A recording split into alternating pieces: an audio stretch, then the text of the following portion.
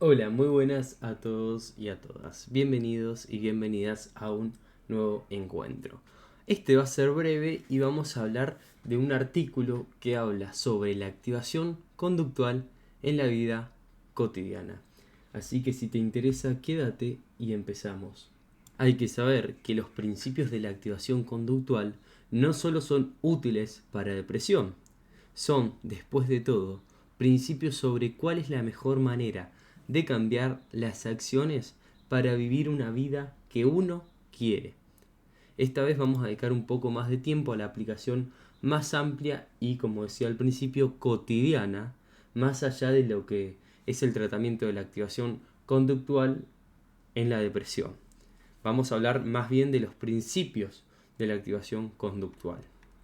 El jardín de los senderos que se bifurcan. Hay una frase que dice: no te confíes de las impresiones generales, muchacho, concéntrate en el detalle. Esto lo decía Sherlock Holmes. Y dice: a cada momento hay una multitud de caminos a seguir. Nos despertamos y elegimos entre un mate, un café, un té. Si tenemos que tomar un colectivo, por ejemplo, elegimos una parada para esperar, habitualmente la que es más cercana. Al mediodía podemos elegir qué vamos a comer, si almorzar una ensalada, una hamburguesa o incluso pasar por alto el almuerzo. Hay innumerables, pero muy pequeñas selecciones en el espectro de acciones posibles, pero incluso el Sahara, o sea, el desierto, está compuesto de innumerables, pero muy pequeños granos de arena. Habitualmente estas elecciones que hacemos a lo largo del día son automáticas y están sostenidas por el hábito, por la costumbre, y son invisibles por esa automaticidad que tenemos. Es por esto que el monitoreo o el registro cotidiano de conductas, uno de los componentes básicos de todo abordaje de activación conductual, puede resultar inesperadamente enclarecedor. Quizás pensarlo así nos pueda servir. ¿Qué has hecho hoy? ¿Cómo has actuado a lo largo de tu día? ¿Y qué camino has trazado en el día con tus acciones? Pero en líneas generales, no me lo digas o no lo pensés, sino pensalo en el detalle. ¿Qué hiciste a las 9 de la mañana? ¿Qué hiciste a las 10 de la mañana? ¿Qué hiciste a las 11, a las 12, a las 8 de la mañana? Esta es una de las planillas que utiliza la BAT y puede servir para hacer visible lo cotidianamente invisible. El registro de nuestras acciones y elecciones sirve para hacernos conscientes de estos patrones de acción generales que tenemos en nuestra vida. ¿Qué pasa con el registro? El registro tiene otro uso posible, además de mostrarnos estos patrones generales de acción. Hay una vieja pieza de sabiduría en el análisis de la conducta, que es: si querés cambiar una acción, tenés que llevar un registro detallado de ella. Por ejemplo, cabe preguntarnos la conducta que queremos cambiar: ¿bajo qué circunstancias sucede? Esta conducta que queremos cambiar, ¿sucede siempre en un tipo de situación concreta? Esta conducta, ¿qué consecuencias tiene? Y también, ¿qué estímulos facilitan esa conducta? Por eso al principio de este encuentro hicimos una cita de Sherlock Holmes, al principio diciendo que nos fijemos en los detalles. Un error frecuente de parte de psicólogos y también de no psicólogos es centrarse en las impresiones generales en lugar de ser detallado. No es lo mismo decir de manera general estoy comiendo de más que ser más preciso: cuándo como de más, bajo qué circunstancias como de más, en qué momentos como de más y qué efectos tiene que coma de más. No es casualidad que haya investigaciones que sugieren que meramente llevar un registro regular del peso e ingesta es una excelente forma de prevenir el aumento de peso durante las fiestas de fin de año, por ejemplo. Distinguir también las piedras de la arena. Se cuenta a veces la siguiente historia. Un profesor de filosofía llegó a su clase llevando algunos artículos. Cuando empezó la clase, tomó un frasco grande de mayonesa y lo llenó con piedras de unos 5 centímetros y les preguntó a sus alumnos si estaba lleno. Todos dijeron que sí. Entonces el profesor tomó una caja con guijarros o piedras y las echó dentro del frasco. Sacudió ligeramente el frasco y los guijarros más pequeños cayeron en los espacios entre las piedras. El profesor volvió a preguntar a la clase si el frasco estaba lleno ahora. Los alumnos rieron y dijeron que ahora sí, estaba lleno. El profesor tomó entonces una caja con arena y la echó dentro del frasco. La arena llenó el resto del espacio en el frasco. El profesor dijo: quisiera que reconozcan que este frasco representa sus vidas. Las piedras son las cosas importantes, tales como la familia, la salud, sus relaciones sociales. Los guijarros son otras cosas un poco menos importantes, como el trabajo, la universidad, la escuela. La arena son las cosas más pequeñas y las posesiones materiales. Si lo llenaran con arena al principio, no habría lugar para las piedritas o las piedras más grandes. Lo mismo aplica para sus vidas. Si la llenan de cosas pequeñas, nunca tendrán lugar para las cosas que son realmente importantes. Activación conductual usa ese mismo principio. Por ejemplo, preguntándonos: ¿cuáles son las piedras? ¿Cuáles son los guijarros? ¿Y cuál es la arena en tu vida? Dicho de otro modo, ¿cuáles son tus valores? ¿Cuáles son las cosas importantes? ¿Y qué tanto espacio estás haciendo en tu vida para ellos? Fundamentalmente, de las acciones y elecciones que tomaste hoy. ¿Cuánto les has dedicado a las cosas que son realmente importantes y cuánto a las cosas que no lo son? Paso a paso. No es la actividad, sino la historia.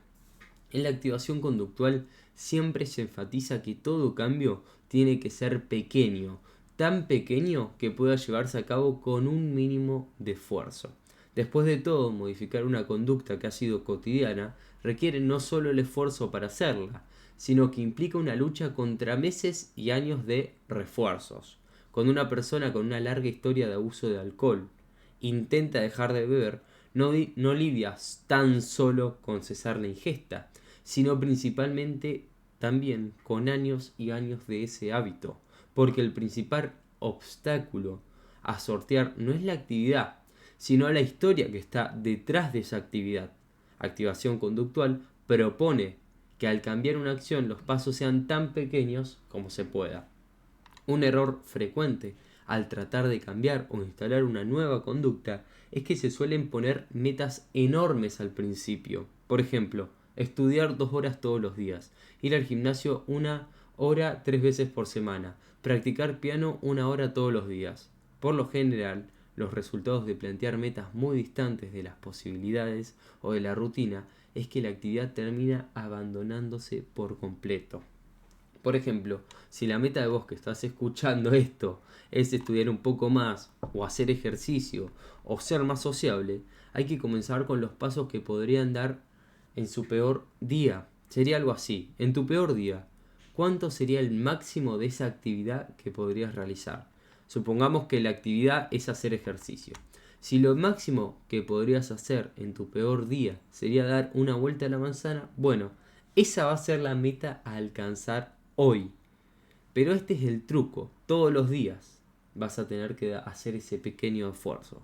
Parece poquito, pero como venimos diciendo, el obstáculo a sortear es más bien la historia y la rutina, no es el esfuerzo de la actividad en sí. Se trata más de cambiar rutinas que de hacer esfuerzos heroicos. No importa demasiado la intensidad. Sucede también que, por ejemplo, nos cuesta ser conscientes del potente efecto de lo cotidiano. Una vuelta a la manzana por día, por ejemplo, suma 146 kilómetros en un año. Caminar a la siguiente parada de colectivo en lugar a las más cercanas pueden representar 40 kilómetros en un año. Hay una escritora popular que narra algo que le sucedió cuando, luego de varios intentos frustrados a lo largo de su vida de correr cierta cantidad de kilómetros, tan solo decidió salir a correr todos los días, aunque fuera una cuadra, y volverse a su casa. Ella dice: cada vez que intenté hacer ejercicio antes, me molestaba por lo mala que era yo haciéndolo, o me sentía culpable y frustrada cuando no podía cumplir alguna meta que me había impuesto al azar. De esta manera, dejé de correr porque me hacía sentir una persona de mierda. Después dice: no ponerme otra meta que no sea, no sé, salí y corré hasta que no quieras correr más. y tuvo un enorme impacto. No importaba si corría por 5 minutos. El hecho de que mi respiración sonara como los sonidos que imagino emanan de las personas viejas teniendo sexo era divertido. De pronto encontré haciendo esto por diversión. La parte importante es salir de la casa y tan solo ir. No importa un carajo si solo hiciste 2 cuadras. No importa un carajo si la mitad del tiempo caminaste. No importa un carajo si sonás como un ave muriendo todo el tiempo. Al carajo, estás ahí afuera haciendo algo bueno por vos. Y eso cita esta escritora. Y como una frase auxiliar puede ser, el hábito sí hace al monje. Si no podés con ello, rompelo en pedazos, es este subtítulo. Mientras que el título podría referirse a la mejor manera de lidiar con varios artefactos electrónicos, en realidad se refiere a un recurso de activación vinculado al anterior, que significa descomponer actividades. La forma de plantear una meta puede contribuir a su cumplimiento o ser un obstáculo.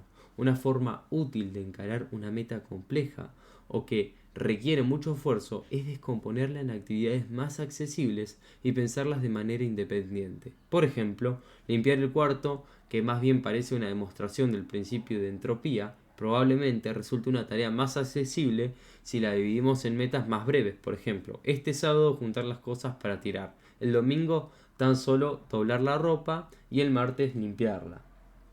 Esto nos ofrece algunas ventajas desde un punto de vista más bien conductual. En primer lugar, las actividades más pequeñas son más fáciles de llevar a cabo que la meta final. En segundo lugar, es más probable que las actividades pequeñas encuentren esfuerzos positivos y aumenten la motivación a seguir. Y en un tercer lugar, descomponer la actividad permite reducir la ansiedad por esa tarea y hacerla menos aversiva. Planificación y refuerzo social. Una vez que tenemos un buen registro de los patrones de conducta y conocemos los detalles de lo que queremos cambiar, una vez que pensamos en nuestros valores y prioridades, una vez que planteamos metas accesibles y descompuestas en sus partes más pequeñas, el componente que resta es llevarla a cabo. En activación conductual se utilizan varios recursos para esto. En primer lugar, agendamos la actividad, a veces de una manera verbal, a veces de una manera escrita. Considerar la actividad en el contexto de la rutina diaria hace que se tenga un tiempo propio dedicado a esa actividad. No es lo mismo decir, un día de estos voy a hacer los trámites del registro civil, que agendar trámite en el registro civil para el jueves a las 9 de la mañana. En un segundo lugar, si queremos cambiar algo, el apoyo social puede ser una herramienta muy poderosa. Hacer público cierto compromiso o una decisión va a ayudar psicológicamente a su cumplimiento y va a incluir la ayuda de otras personas que puede tener también un impacto en ese cambio. Hay un proverbio chino que dice: hasta una hoja de papel es más liviana si se levanta entre 2 personas. Y por eso hacemos o usamos el refuerzo social y hacemos pedidos explícitos de ayuda en el entorno. Instintivamente hacemos esto todo el tiempo con las actividades que nos cuesta sostener. Hay grupos de personas que se juntan a correr o a andar en bicicleta, grupos de estudio en la facultad, grupos de pérdida de peso, grupos de lectura, etc. Uno de los errores más frecuentes que se ve cometer a ciertos terapeutas es echarle sutilmente la culpa al paciente cuando éste no hace o no realiza tal o cual actividad. Un paciente que no lleva a cabo una determinada actividad es porque no tiene motivación o porque en realidad tanto no le importa. Entre comillas estos dos motivos. O está también la frase: se está auto boicoteando. Es comprensible. Pocos terapeutas están familiarizados con los principios de modificación de la conducta, pero es una vida muerta. Por ejemplo, encontramos otra frase que dice: esta persona dijo la semana pasada que quería escalar el Everest y no fue. Se está saboteando. Ah, sí, seguro se está saboteando. La perspectiva en activación conductual es bastante más compasiva y pragmática que estas acciones o pensamientos de ciertos terapeutas. Si alguien no hace algo que sería positivo para su vida, es porque las alternativas resultan más apetecibles o porque no hay refuerzo suficiente para ello, ya sea porque no está vinculado a valores personales o porque realizarlo resulta aversivo. En lugar de echarle la culpa a la persona, vemos que salió mal e intentamos resolverlo en el plano del futuro. El famoso Skinner decía, la rata siempre está en lo correcto, y en cierto sentido tiene razón. Las acciones de las ratas y las personas son función de las historias de aprendizaje y del ambiente presente. Siempre se hace lo mejor, incluso podríamos decir lo único que se podría hacer con las circunstancias presentes. Si queremos cambiar algo, necesitamos modificar esas circunstancias. Digresión. Siempre me he preguntado a qué tipo de contexto hace que una misma persona considere, por ejemplo, a la criminalidad asociada a la pobreza como inevitable, pero al considerar a un paciente diga, en realidad no quiere cambiar, como si no se tratara en ambos casos de acciones influenciadas por las circunstancias. Por eso, en lugar de castigarnos o echarnos la culpa a nosotros o alguna condición interna, por ejemplo, no tengo motivación, me falta autoestima, etc., una mejor alternativa y más sana psicológicamente hablando, es dar un vistazo a lo que sucede a nuestro alrededor. Por ejemplo, ¿recordé la actividad? ¿Era accesible? ¿Podría reducir la intensidad? ¿Busqué apoyo social? ¿Podría cambiar esta actividad o reducir la exigencia? ¿Está vinculada con mis valores? Y para cerrar un poquito con este encuentro, vamos a decir que los principios de activación conductual pueden ser extremadamente útiles para la vida cotidiana, más allá de su aplicación para la depresión clínica. No son garantía de que todo sea fantástico, eso está claro. Tan solo funciona como un aumento de las chances de que algo suceda. Y una invitación a modo de cierre es que piensen en algo que sería positivo para su vida si lo hicieran, algo que quieran cambiar en lo que están haciendo con su vida, siendo que esta es la única vida que tenemos, o por lo menos que sabemos que tenemos. ¿Qué harías si fueras a vivir tu vida a propósito, como si tu vida te perteneciera? Quizás sea algo como hacer más ejercicio, como retomar contacto con personas importantes que son para ustedes y los perdiste, tal vez aprender algo nuevo o lo que sea que se te esté ocurriendo en este momento. Te va a pedir que te tomes un tiempo para considerar qué tan importante es, a cuál de tus valores se asocia y que consideres cuál sería el paso más pequeño que podrías dar hoy para acercarte a ese cambio que querés. Una actividad tan pequeña, tan realizable, pero que vaya en esa dirección. Ponelo en una agenda si tenés una agenda o pedile a alguien que te lo recuerde. Y bueno, vamos a ver qué va pasando con eso.